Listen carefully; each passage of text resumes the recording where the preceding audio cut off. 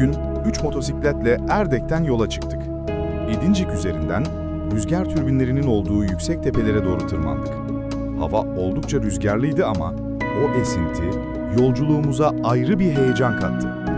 Zirveye ulaştığımızda ise muhteşem bir manzara bizi karşıladı. Erdek, denizi ve çevresi tüm ihtişamıyla ayaklarımızın altındaydı. Daha sonra rotamızı Hıdırköy sahiline çevirdik. Burada kısa bir mola verdik.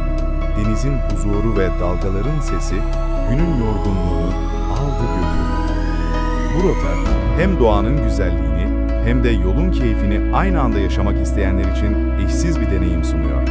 İdincik'in bu yüksek noktalarından manzarayı izlemek, motosiklet yolculuğunun tadına tat katıyor. İz bırakmak işte böyle bir şey.